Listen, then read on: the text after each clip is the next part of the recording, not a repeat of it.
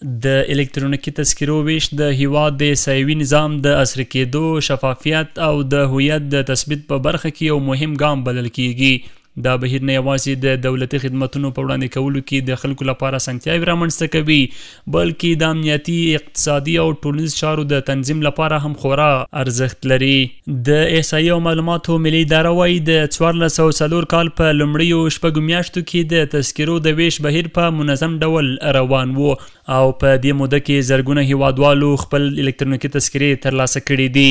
د یادې ادارې ویان محمد حلیم رافع وایي د 1404 کال په لومړیو شپږو میاشتو کې د هیواد په کچه 1,086,000 او 80 تنو هیوادوالو ته الکترونیکي تذکرې ویشل شوي دي. له دې ډلې 804,000 او 209 نارینه او 218,000 او 228 ښځې دي.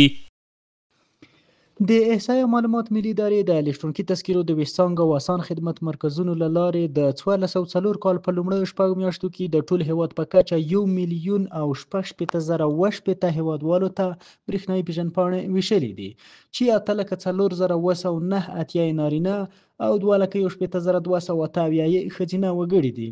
ښاغلی رافع وایي د روان کال په لومړیو شپږو میاشتو کې تر ټولو زیاتې الکترونیکي تذکرې په کابل ولایت کې ویشل شوي چې شمیر یې نږدې 307,000 دی.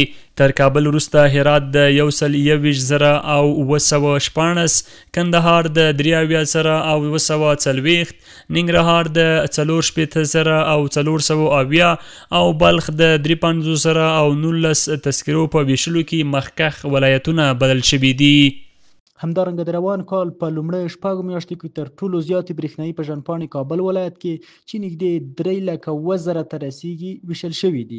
ورپسې هرات ولایت کې 121,214، کندهار ولایت کې 23,240، ننګرهار ولایت کې 64,470 او بلخ ولایت کې 53,019 تذکرې ویشل شوي دي.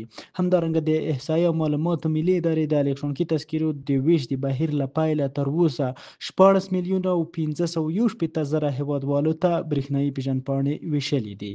د یادونې وړ ده چې د احصایې معلومات ملي ادارې یوازې د افغانستان اسلامي امارت له بیا واکمنېدو راوروسته له 1.5 میلیونو څخه زیاتو هیوادوالو ته برېښنایي پیژندپاڼې ویشلې دي.